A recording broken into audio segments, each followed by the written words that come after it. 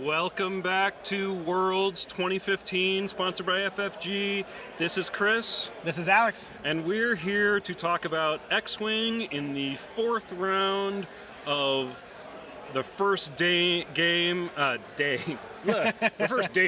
first game of competitive play. We're just now in setup at table one. Looks like we've got a really awesome matchup coming at us right now. This is going to be a ton of fun because this is the battle of the aces. We've seen it all this day so far. We've seen swarms, we've seen big turret ships, we've seen control lists, and now we're going to get to see really arc-dodgy, expert-level ace fighting because we've got IG-2000s, a pair of them, IG-88B. The Brobot list. Absolutely. B and C versus Darth Vader, Soontir Fel, and Komhyr Jax. The best of the best, the cream of the Imperial crop. Oh my gosh, I didn't even see that Imperial list. That is one of my favorite lists to play. This is an ace list all the way. We've got something very arc-dodgy here. Darth Vader, Soontir Fel, and Komhyr Jax, they want to do punishing damage as quickly as possible, but they're willing to my guess is they're going to be willing to sacrifice damage output at times to arc dodge, to maneuver, to get around, and they have a very challenging matchup ahead of them against the Brobots, IG-88B, IG-88C. Yep, those are throwing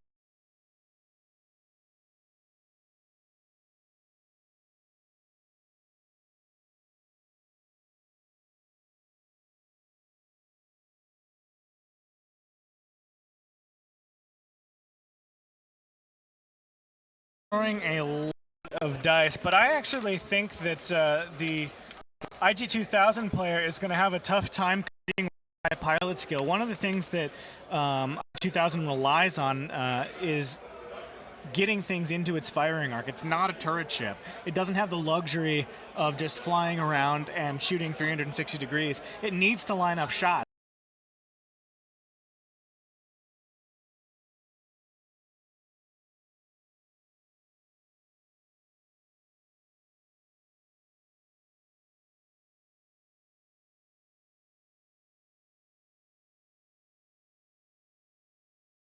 And it is really tough to line up shots against Soontir Fel, Darth Vader, and Komhyr Jax. This is going to be a very, very interesting game.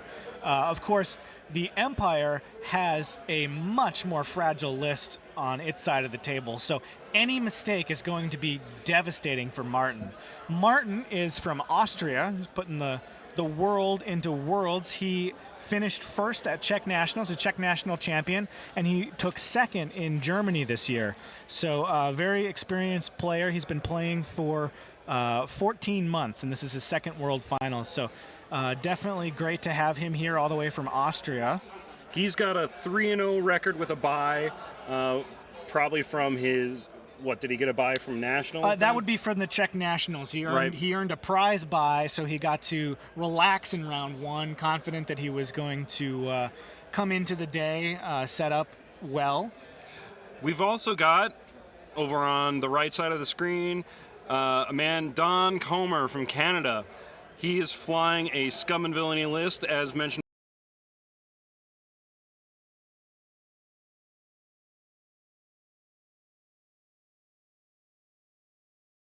before, the Brobots. He is at a current record of 2-1. Notable past finishes. He just missed the cut for the top 8 in a previous, I would guess, Nationals matchup. This is his first Worlds, but he's been playing since release. So we've got a nice pairing here of seasoned players. They've been around the block a few times. They're not afraid to experiment and play with fun-looking lists, because it takes skill to play the kind of ace-heavy Imperial list we see Martin flying, and Robots are challenging. They are not the easiest two ships to fly around the board. No, they have a lot of advantages, but they have a lot of disadvantages as well. We saw an aggressor in round 1 taken out by stress, and that's one of the aggressor's main weaknesses. Its other main weakness is higher pilot skill lists that can dodge around that arc. So he's going to have to work really hard to make sure that he's got great coverage with those arcs.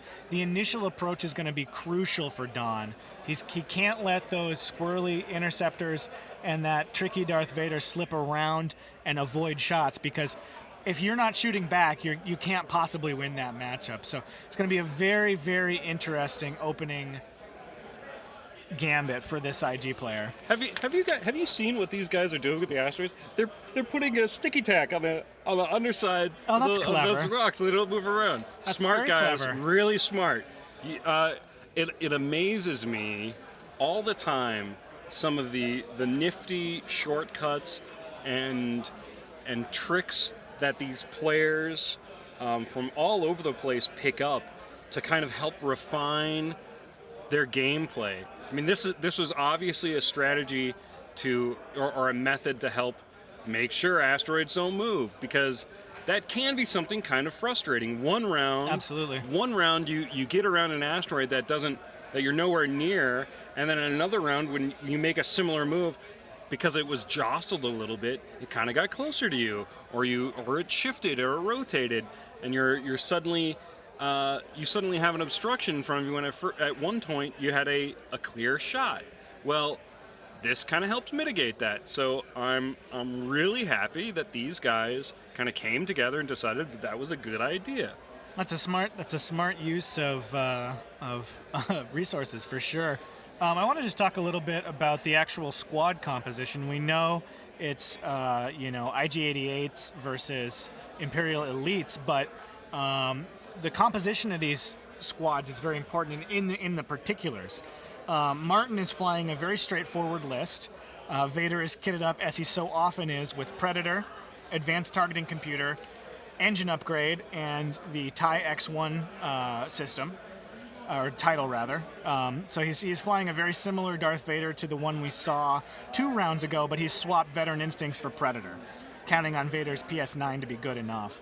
He's also got Soontir Fel with Push the Limit and Auto Thrusters, and Karnor Jax with Push the Limit and Auto Thrusters. I mean, those cards were born to be on interceptors, and they do very, very well. So pretty straightforward list, but it's all in how you fly it.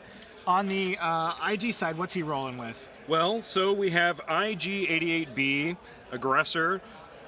First upgrade is Fire Control System. That allows him, once he takes a shot, to take an immediate free target lock. Yep. Afterwards that he could spend on another round. He's got Crack Shot, he's got Auto Thrusters, he's got Feedback Array. Oh, that's interesting. And he's got Heavy Laser Cannon.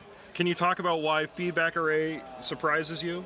Well, that's going to be big in this game. I think that's going to be a very, very, very smart card for Don to have chosen, because what he's got across the table from him are 2 almost impossible to hit ships, but ships that have almost no hit points.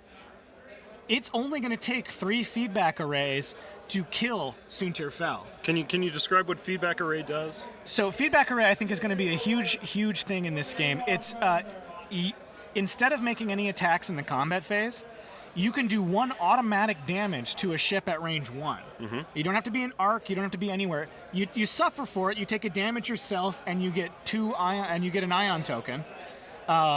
So you can't just do it willy-nilly. But what it lets these IGs do is it lets them threaten stuff outside of their arc. It's going to be huge in this game. I think that without it, they would have a really tough time sealing the deal against these slippery ships. But with Feedback Array, he has an option to just go for automatic damage instead of trying to take a shot. He's also got these huge heavy laser cannons on both ships that are going to let him...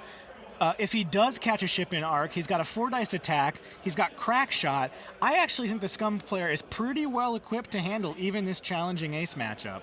So he's got a lot of those clever Scum tricks that let you make up for some of the deficits in your list. Ugh, the Scum. So the heavy laser cannon rounds out aggressor IG-88B.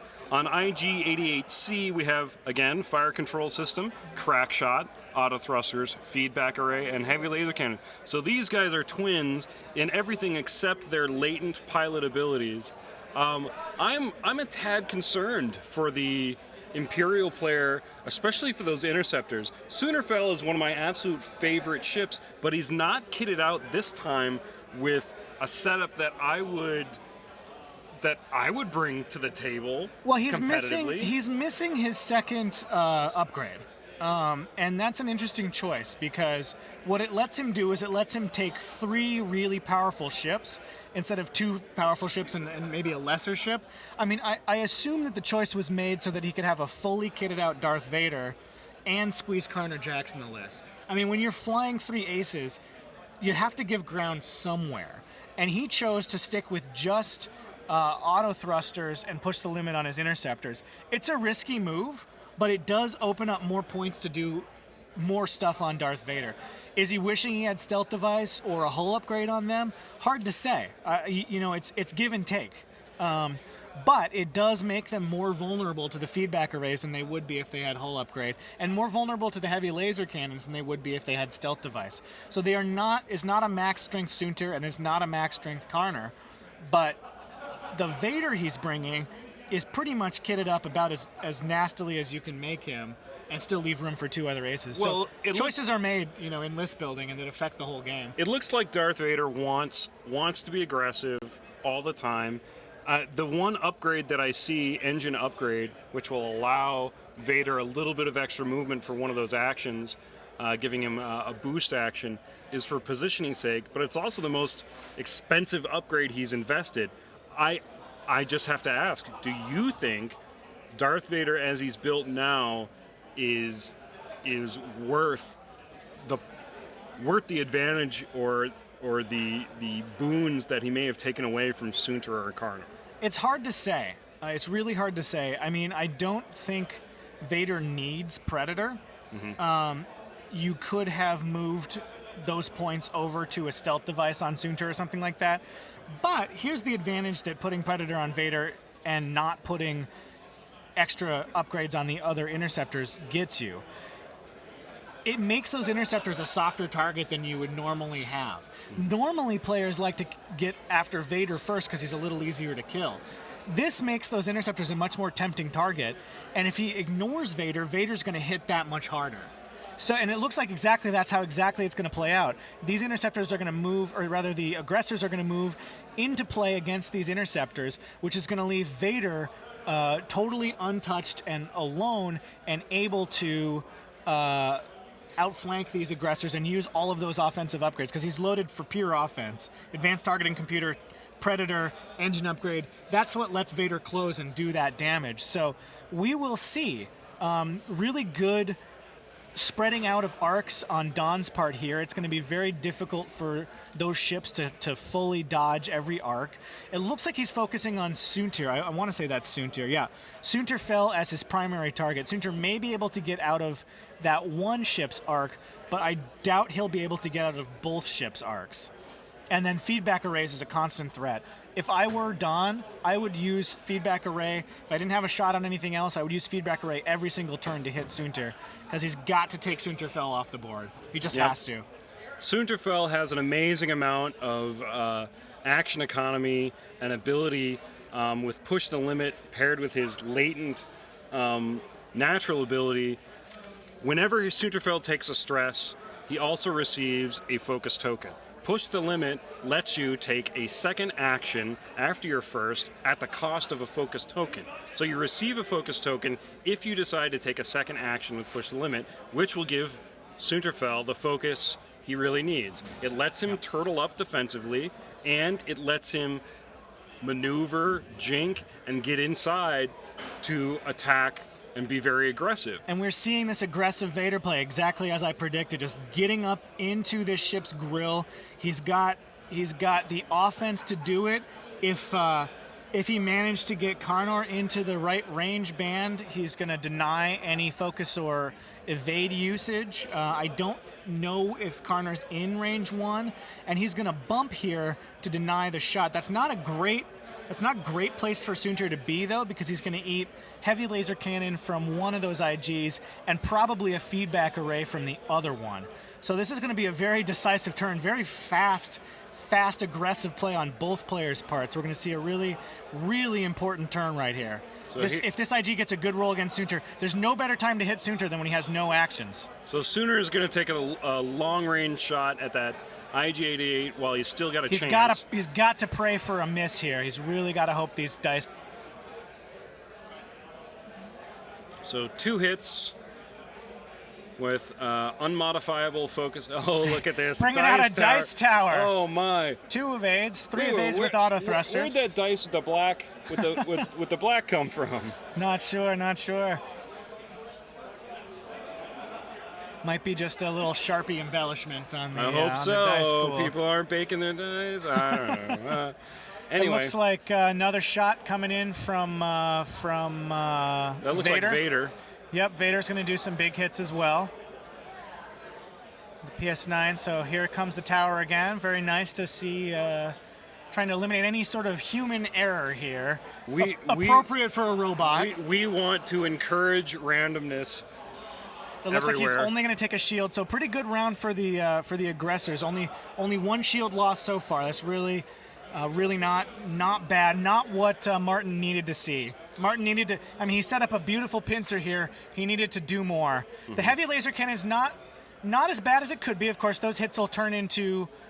Those crits will turn into hits, so Sunter won't die. But wow! Oh, Sunter takes a big. And that is it for Sunter. Hit. This game might be over before it even starts because that other IG can just feedback array and finish him off. So can you help me understand why feedback array functions when ships are touching? Well, it does not. It's not an attack. It's not a weapon. It's not related to any other rule. It's just if you have a ship at range 1, you can do it. Right. It's one of those dirty scum tricks. You know, it's not something that you can avoid, and it's what makes that so dangerous. Looks like IG is going to do 2 crits. Who is he shooting at? I'm not entirely sure. Oh, he hadn't shot at Sunter yet. Ah, I see. That was I see what happened. That was Sunter versus IG. So Sunter's gonna survive, I think.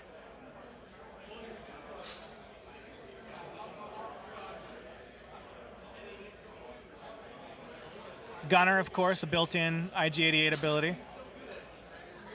Okay, here's the heavy laser cannon. Here's the roll that matters. I got a little ahead of myself. Yep. Getting excited. And Sunter is going to be able to... With auto thrusters, he's going to... Okay. Nasty, though. Sunter's got 2 hits on him already, and it's the first exchange of fire here. Not a great round for the Imperials, but at least Sunter's still on the board. That is very important. So we have it, just so I'm understanding right, the IG-88 that Sunter is touching probably used the feedback array. Yep. On him. You can see the ion token So there's damage 1. Yep. And then damage 2 came from heavy laser cannon. The IG-88 at distance with the heavy laser cannon. Yep. Excellent. Why are they taking away damage? What happened? There seems to be some sort of confusion here.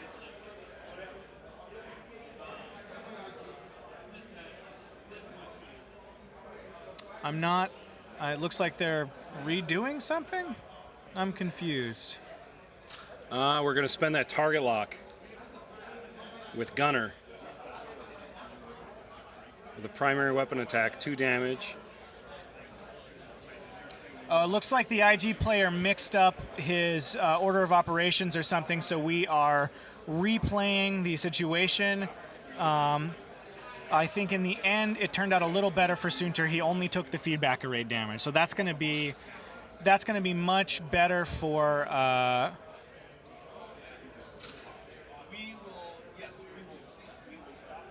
Seeing a lot of dice get thrown. Yeah, I really don't know what's happening.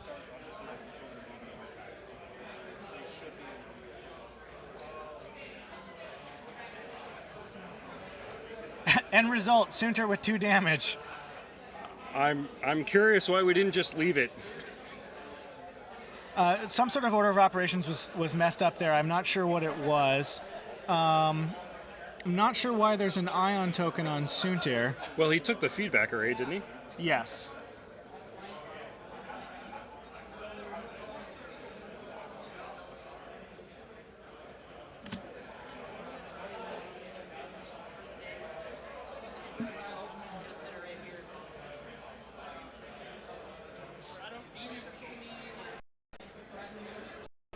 So we're back to dials.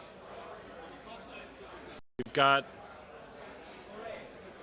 the Imperials trying to lock down two very, very strong and squirrely IG-88 robots.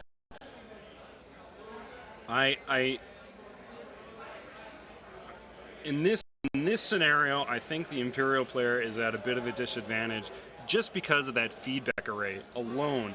Absolutely. It's a 2-point upgrade that both those aggressors have, and it pretty much negates any advantage the Imperial players have to getting inside, getting close. It does. I do see a bit of a mistake on the board, though. I see two ion tokens out there, but the feedback array does not do ion damage to the enemy. It only does ions to yourself. So I hope that somebody on the table, of course it's often up to players to play their cards correctly, but that is a mistaken play on Don's part there, which may affect things. Yeah, Suntir shouldn't be ionized. So I don't know if Suntir should not have an ion token. I don't know if we should tell them that, if they should play it correctly or what, but feedback array doesn't do an ion. Why not? It doesn't do that. It only ionizes you. It doesn't ionize your opponent. We may have a correction here coming into play. We'll see if they're going to just let this slide. Neither player has caught this mistake, so we will see. We will see how this gets resolved. It would be unfortunate if Suntir had to die because of a misplay, just because he's. Was that Mangler and Ion? He got shot. Oh, we've got the wrong list. That list is not correct. He's got Ion Cannon and Mangler in the line. Heavy lasers according to this. That's this list is wrong. Yeah, we need to talk about this after the game. But We're sorry, folks. We had a little bit of a paperwork snafu. So we're gonna resolve that snafu after the match, but it looks like that ion came from an ion cannon. We have the wrong information back here. We thought there was a heavy laser cannon on both IGs, but in fact, one IG has an ion cannon, the other IG has a Mangler cannon. So we've got the wrong list back here. We're gonna try to sort that out. So that is the source of our confusion behind the microphones here. We are not crazy. It is okay. We'll just wing it, X-wing it, by the seat of our pants.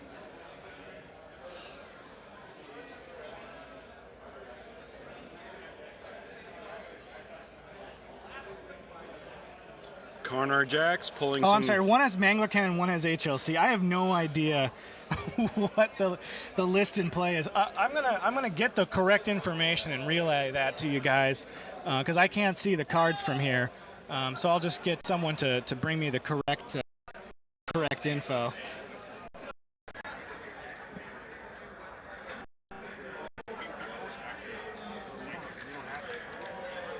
This is.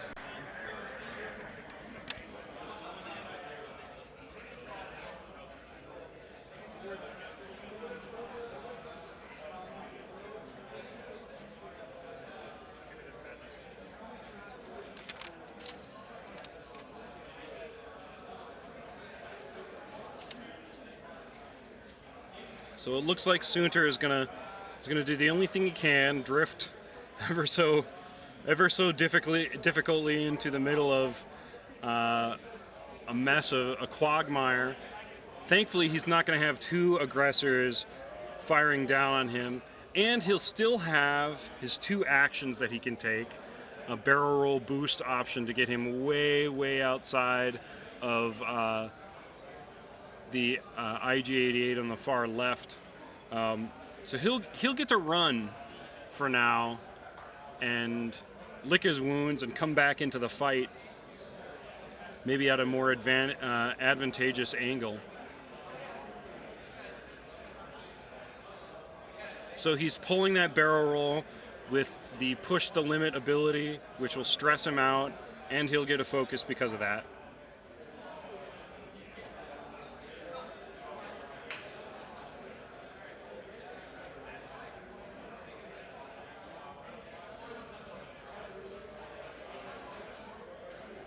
Looks like Darth Vader's... Is that clean? I don't know. I think it's a bump. Yeah, it doesn't look like he's taking any actions, but we'll see in a second. Oh, he is going No, to take it. it looked like it was clean. Nice. All right. We're very sorry for the delay in the mix-up, but we have a corrected list for you. So IG-88B is flying with fire control, crack shot, auto thrusters, feedback array, ion cannon, and mangler cannon. So that's how Sunter got his ion damage last round, is a ion cannon shot at him. It looks like he's flying. Does he have ion and mangler on the same ship? That's crazy. I've not seen that. Making good use of a double cannon shot. Load some damage on somebody, potentially land a crit. Absolutely. You can pick the right tool for the right occasion. Also, if they're running away a little too fast, you want them to slow down and set them up for your attack later. Give them an ion shot.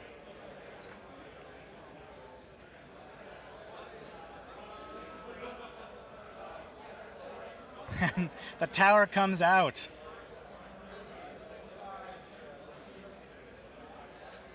For those players who need to absolutely guarantee that they are random. Looks like he put a damaged engine on IG. That is going to be a major problem in future rounds. It's going to be tough for the... IGs rely on those hard turns to stay as maneuverable as they can. Absolutely. Especially with that one direction arc that they have. Yep. That is going to be a real difficult critical hit to deal with here in the future rounds. Yep. That has to be the ship that the Empire doubles down on and really concentrates fire. Yep, absolutely.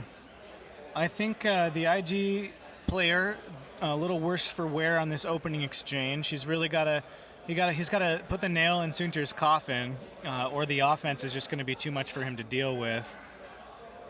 I don't know if I were the IG-88 player, I'd get my other IG-88 turned around, and then I would just flat out run into every Empire ship I saw, triggering in that feedback array. Feedback array. Just feedback array, feedback array, feedback array. Get rid of Karnar, get rid of Sunter, put Vader on the run, and fly him into some space rocks. It's a difficult card though, because you can't use it round after round. If you end up ionizing yourself, which can be absolutely devastating. An ionized large ship is in a really bad place. That's true.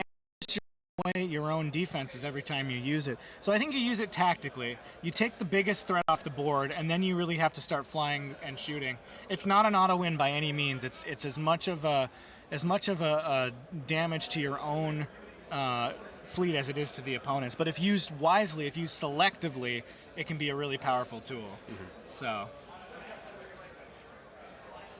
it's anybody's game here, but the IGs are hurting, and once one of them goes down, the other one loses the great benefit of the other one's pilot ability. So it's definitely a list that lives or dies on having both of them in play at the same time. When it's down to one, it becomes substantially easier for the Empire player to deal with.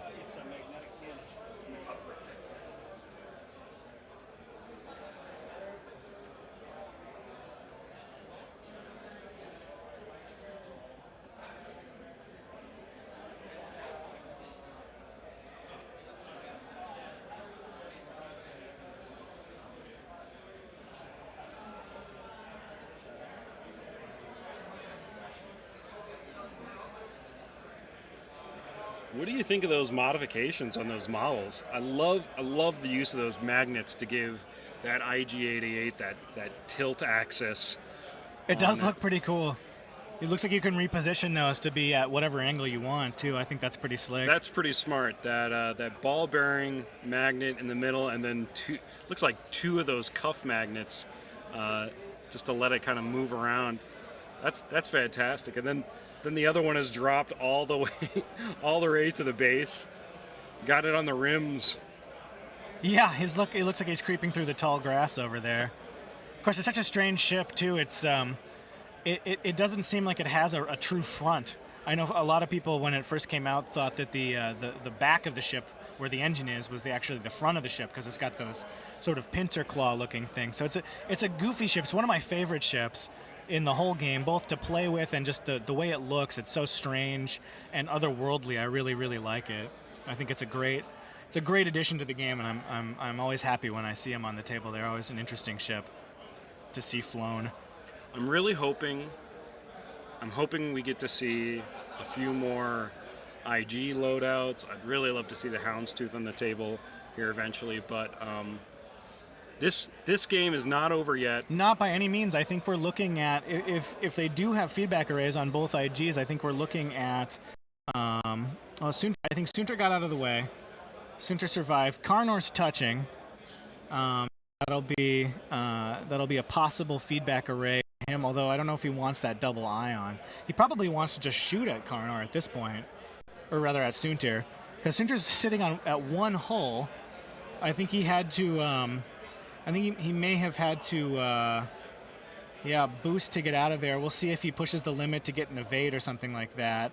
He might be able to boost barrel roll completely out of range. That would be the ideal thing.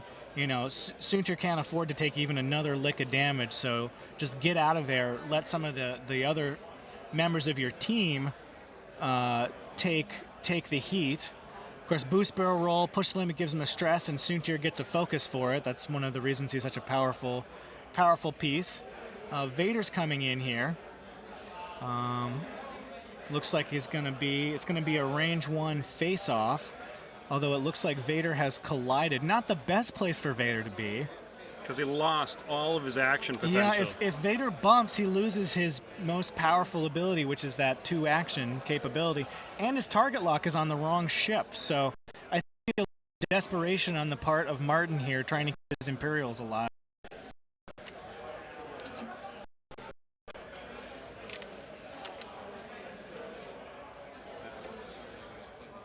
Well, Vader's got the advanced targeting computer, so at least when he takes... It looks like it wasn't a bump. It looks like he just nestled in there because he did take focus evade. Oh, that's very lucky. But he did not move his target lock. He decided that going for defense was a better play than going for offense, and I can't blame him. I think it's important. He's still going to have a 3-dice attack. He's going to be able to keep the target lock on the wounded ship, and he's going to hopefully take no damage from that IG. I think that's a good play. Gives him more defensive potential. It's the less aggressive, more conservative, for sure.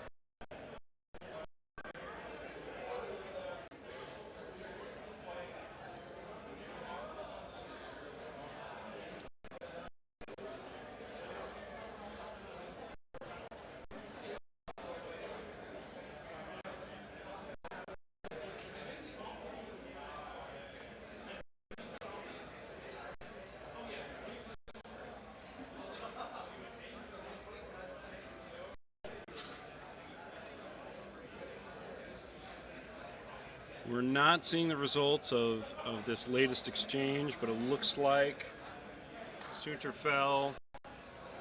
Was that Vader shooting at IG-88 before? Now it's Sunter fell firing on IG-88 at distance. Don't know what his results were.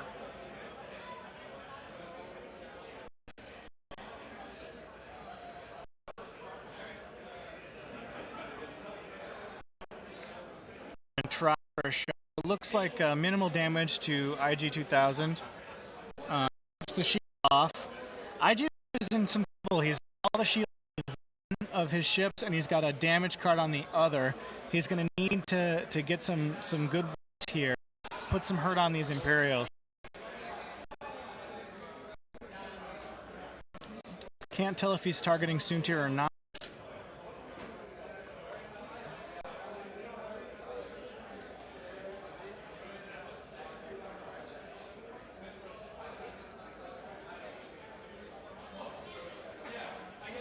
was against Vader. So Vader spends his tokens and takes no damage. He's gonna sneak out of damage there. And then it looks like, unfortunately, no shot for the other IG-2000. So that's a rough round for the IG player. Didn't do anything to the Imperial Squadron and suffered some more damage in return. I think if I was IG-88 here in the middle of the screen, I would have taken the second Ion just to eliminate Soontir, just to get him off the field. No, Soontir's way away. Soontir's up. You're right. He would have had to do it to Karno. He would have been you're right. double ionized and stressed. Which, Yeah. I don't think Feedback Array was the right call this turn. Nope. Because Right. Soontir just got the heck out of there. He took the 2 damage and then he ran for the hills, which is a smart play. So now the question for this aggressor player is: does he do a fast maneuver, try to catch Soontir Fel? Like flip around and try to engage these other ships? I don't know. He doesn't have a lot of great options. He's taken so much damage, and unfortunately he hasn't been able to connect with very many of his attacks, and that's really going to cost him. So he either goes for Soontir, knowing Soontir may be able to just arc dodge him, or he tries to bring the ship around and deal with these other 2 ships. It's not an easy choice. He's in a real pickle. I mean, he's not exactly piling damage on Komhyr or Darth Vader either. Darth Vader looks up. Karno looks. The damage that's done is to hit the Soontir. He hasn't been able to do anything else to anybody else because they're so defensive. I mean, the thing about these 3 aces is if they're rolling decent defense dice, they're very hard to crack. And they're at higher pilot skill than these IGs, so it can be very difficult for Don to even get shots in the first place.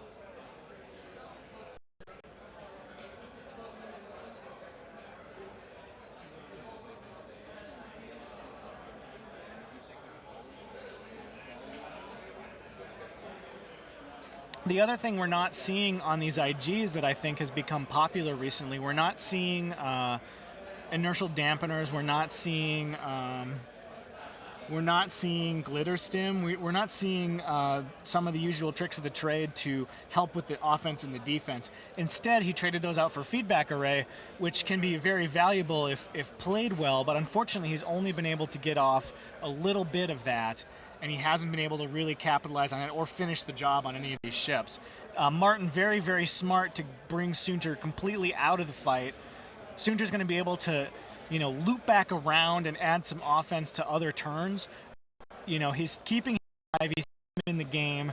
He's denying that kill shot, and it's going to make life that much harder for the aggressor player, for Don, in the late game. To be very, very candid, though, I don't think Don could have anticipated flying against too many Imperial aces. I mean, this is the first time I've seen a 3-ship Imperial build quite like this in a little while, doing so well. It's just not very typical of Imperial strategy. Well, it's high risk, high reward. Mm-hmm. Yeah, it is. I mean, you're it's similar to the Emperor Palpatine shuttle list, but you're dropping the shuttle and the Emperor for a 3rd ace. So you're really living on the edge. You have to stay out of the arcs. You have to make sure that you're not blocked, you're getting your actions. And if your green dice desert you, you're just in some trouble. So it looks like IG is going to go through that debris field. He wants to catch Soontir in the corner. He wants to punish him for running away so quickly. This is a move I was really expecting. But it looks like he missed the field, actually. It looks like he was able to skirt it because he's getting his action here. He's going to boost. Oh, wow. And he's going to hope that Soontir goes the correct direction, because if Soontir goes to the left, he's going to have nothing. If Soontir goes to the right, he's going to be in business. This is a move or a position I find myself in with Soontir and other ships very similarly, where I'm angled off the board where it makes more sense to turn naturally one direction instead of the other. Still, I love to be unpredictable, and I love to be the guy that takes Soontir left or takes Boba Fett left when he doesn't have a whole lot of space left. Yep. So every once in a while, it backfires on me, and I find myself too close to the edge of the board, even flying off, or I put myself out of position. But I don't like to fly predictable. I like to be squirrely. I like to be different, and it really brings a smile to my face when I see the stunned look on somebody else when I jinked instead of janked. And Looks like Karnur's going to be able to come around here with a hard turn and a boost and get more shots on this poor beleaguered IG here. And Komhyr is such a troubling ship to fly against too, because he really takes away a lot of your ability to do defensive actions. And I think the IGs have really suffered for that. Komhyr's been able to hug range one of them and make them rely on raw dice, which is absolutely not what they want to be doing. Can you expound on what it is that makes Komhyr so vicious defensively? Yeah, Karnur's obnoxious. You can't take focus or evade actions when you're at range one of him. And not only that, but you can't even spend the tokens or the that you have. So basically, you can have a stack of focus and evade a mile high, and it does you absolutely no good against Komhyr Jax. And I think, honestly, Martin's list is just uniquely well-suited to tear this IG list apart. He's got all the tools that he needs to stay out of arcs, to deny the IG's defensive actions.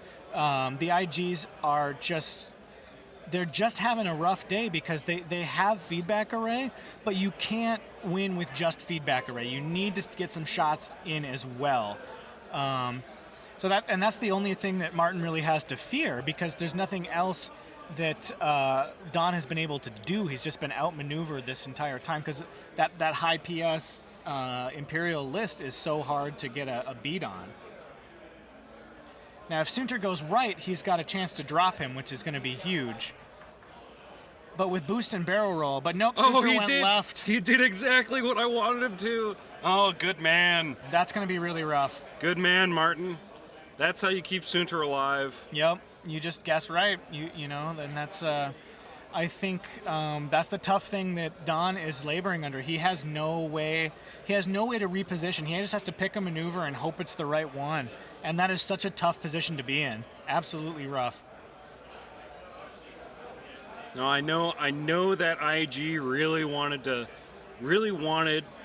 annihilate Sunter with a range one or feedback array if necessary, but you cannot count Sunter out. He is so good when he is and using his push the limit. That is almost an auto-include character. Now, if I ever saw it without it, I'd really question the strategy of who I might be playing against. But no, you're playing Sunter at his strongest when you're using him to boost and barrel roll out of the way. Looks like his offense is going to go down too. He can't be happy about that crit.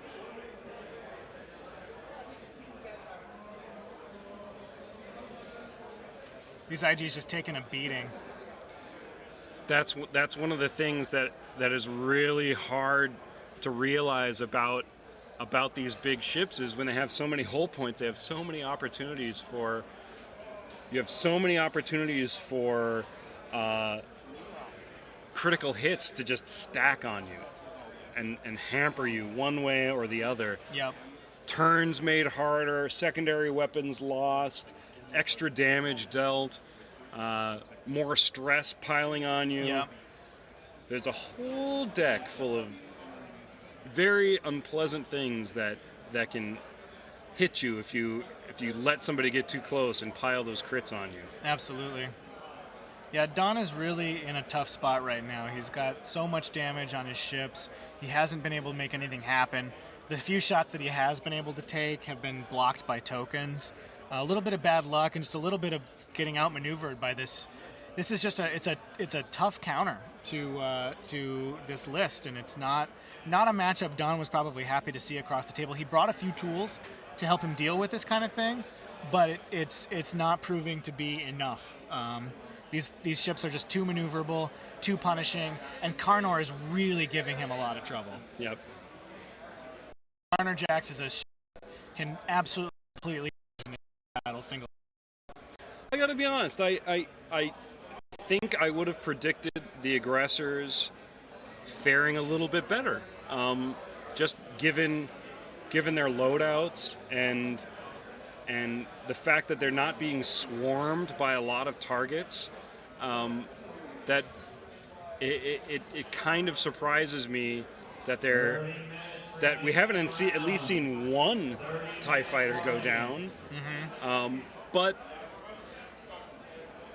I leave the universe open to surprise me whenever I can, and thankfully I love the 3-ship Imperial Ace build so much. I play it quite often, or I used to, and I plan to play it more. But this is a good thing to see Vader slightly more effective, more utilized. To see Soontir and Karnor hitting the table hard.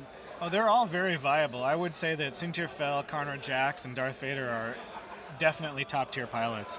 And it's a bit of a squeeze to get them all in the same list, but it's working out very well for Martin. So clearly he knows what he's doing with this list. And he hasn't paid too heavy a price for the lack of stealth device on Karnor and Soontir. He's added so much more offensive threat by omitting those. It makes it much more of a gamble, but it's a gamble that's paying off big in this game.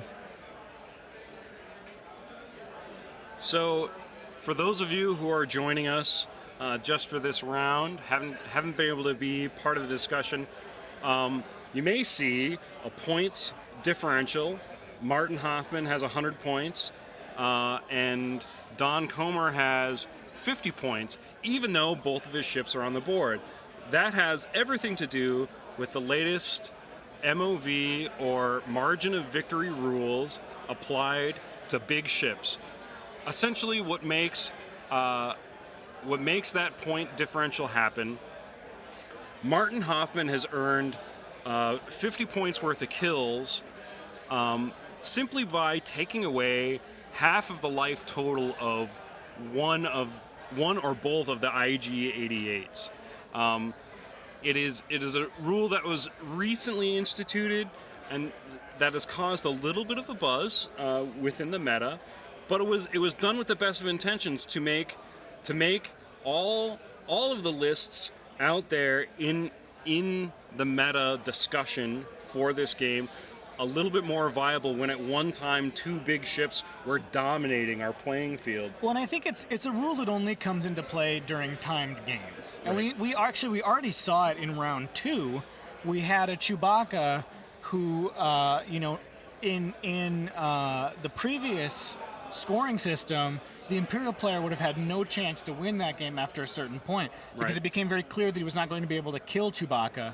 But in the new scoring system, he had a chance up until he lost that third to last TIE fighter to actually pull that one off. So we've already seen its impact in the games today, allowing a win that would have otherwise been possible to at least be possible. Of course, he didn't manage to pull it out in the end, but I actually expect that this game will not necessarily go to time. I think those IGs are too badly damaged to continue to weather this Imperial maelstrom we've got up here. Soontir Fel desperately trying to get out of arc with this barrel roll. Of course, now he's committed to it, so he's got no choice. He's got to go through with it.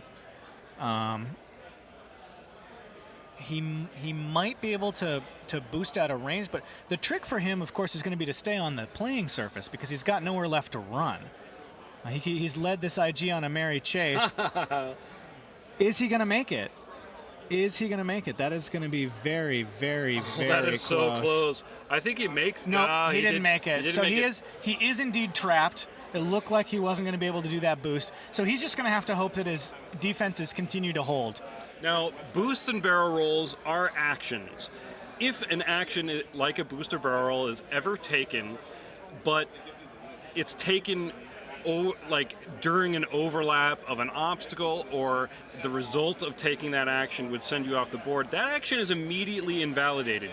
It is not a legal action to take. You must take a different action, a different barrel roll that sends you the other way, or a different boost, or a different action altogether. So that's why we did not see the conclusion of that boost towards the board. It was that's because correct. It was not legal to take, just to avoid any confusion out there. And that's another fairly recent change, actually. In past World Finals and past tournaments up until a few months ago, you were absolutely allowed to boost or barrel roll off the board, and that would have just been a dead Soontir Fel. But we brought that rule in line with the release of the new core set. Oh dear, we just saw two critical hits Absolutely brutal. dealt to IG-88 down here by Darth Vader. Absolutely brutal, and that is And a that- dead IG-88. It's not going well for the Scum player this game. Unfortunately, that almost seals the outcome of the game. He really needs this kill. He needs to kill Sunter here. He's got a good chance at it. But that is not a great roll. He needs to spend that target lock. No, he's using fire control. He's reacquiring the target lock. He's going to re-roll these dice with second attack. I think that IG-88B No, might be dead. He's done. Okay. Yep. Yeah, and we lost a B. See, that's what I was saying when you lose one of those ships, you lose a vital system. In That's this case, right. is the reroll. So for anyone out there who is not familiar with the way IG-88 work, they have the IG-88.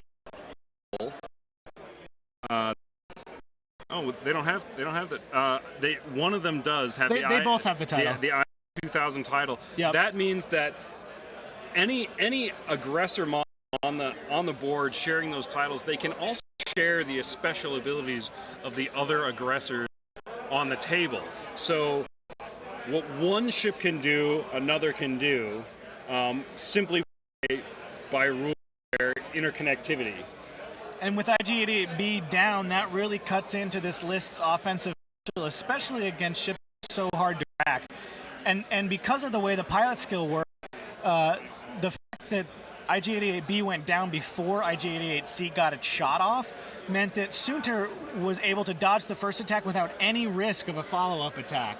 And with the bad attack rolls that IG's been making, it's going to be harder than ever for him to kill Sunter.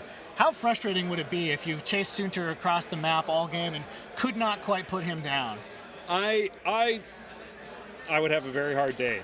But I think the aggressor knows what he has to do here. I think he's got to go fast, pin Sunter in place, and just use feedback array. Just get rid of him. Just don't shoot at him. Just get out. Well, he's going to try to take another shot here, it looks like. I think he knows that Sunter only has one or two available turns, available maneuvers he can take. Really only one maneuver he can take if he wants to shed stress and have any possibility of getting out of the way. He is going to boost the place to get that feedback array shot. That might take him off the board, but at least it'll even up the margin of victory a little bit. Yep. I think that's the right play at this point. I don't think there's any way that he can win the game anymore. So just get as many points as you can and, eke out a better margin from your loss. Right. At least kill Sunterfell, right? Oh, if I was in Don's shoes, I'd be like, he's going down. I don't care what it takes. That jerk Sunterfell. No matter what it takes, he's going down. I believe he may have committed himself to inevitably flying off the board here. I don't see how he's going to stay on. The angle could be weird, though. There could be more room to maneuver over there than I suspect. He might be able to pull a hard turn to the left on the next turn and get out of that tight spot. But either way, it's a dead Sunterfell, and at this point, that's worth so much. Here's the problem, though. If he does that feedback array, he's going to ion himself again. Oh, yeah, he's done. So he'll just drift. Yep, he's off the board. You're right. Oof, but you know what? I think at some point you're just like, I don't care. I'm taking you down. He's an assassin droid, right? Yep. You know, he's programmed to kill, and it doesn't matter if he goes down too. He's going to get Sunterfell off the map, at least for the moral victory inherent in that, and for a better MOV. Because you remember, it's a long tournament. He's got a good win ratio right now. He's going to make it. He's going to take it from 100-0 loss to something a bit better. So I think it's the right move. Can Sunter boost and barrel roll out of range 1? It is possible. That would be the really. That would be awful. That would be the really unfortunate turn here. It would. If Sunter could get to range 2 and out of arc. I don't think he can do it, but we will see. He's going to try. Why not try, right? Oh, it might work. That's not the boost I would have used, because now you don't have any. Now he doesn't really have any room. He's just going to try to go as far away. I don't think he's going to make it, though. Nope. So yeah, He's, bless Martin though. He's not giving up on Sunter. Nope. He's not Nope. writing him off. well, I would be doing the same thing. Sunter is one of my favorite pilots to fly. But no, I'm not going to let Sunter die. Sunter never dies. And if he does, he'll just come back next round. Yep.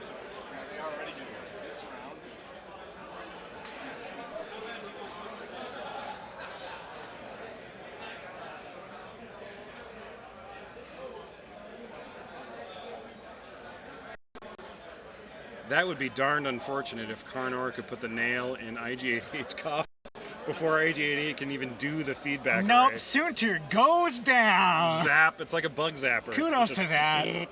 Kudos to that. Well, that's at least, at the very least, a moral victory for IG-88C.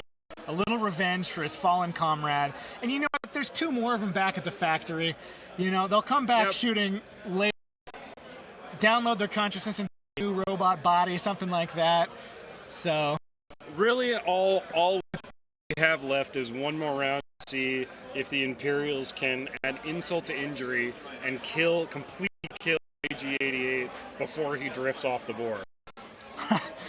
yeah, I don't know if he's going to stay on the board or if he's just going to call it at this point. He's going to drift. He wants to stay. I think he's off. Yep. Yep, and that's it. That's it. Good game. Quite the climactic end to a very messy, brutal battle between Inappropriately, it's scummy end.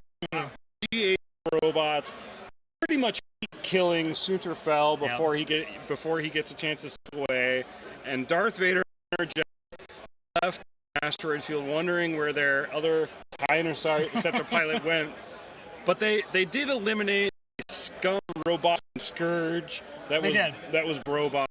That concludes the end of round 4. Yep. We've had an exciting collection of matches. Absolutely. These last 4 games. It's been really interesting. We've had quite the variety of ship builds, lots of fantastic piloting, and all of you who are just joining us, we are planning on archiving all the Twitch coverage that we've had so far. So you will get a chance to see previous matches that were played that Alex and I commented on. Yep, we're about to cut the feed so Twitch can archive it up and you people at home can watch the matches from earlier today. But we will be back at 5:15 for round 5. More exciting X-Wing action today. Thank you so very much for joining us from all over the world. This is World 2015, sponsored by FFG. I'm Chris Beck. And I'm Alex Davey. We will see you tomorrow, the 2 of us, when we cover the cut to 16. Yep, we're going to be there through the entire final day. So the top 16 all the way through the finals. So look forward to that tomorrow. And there'll be more commentary yet to come today. Yes, there are 4 more rounds of X-Wing coming up very shortly. So thanks for joining us. We will see you tomorrow. Bye-bye.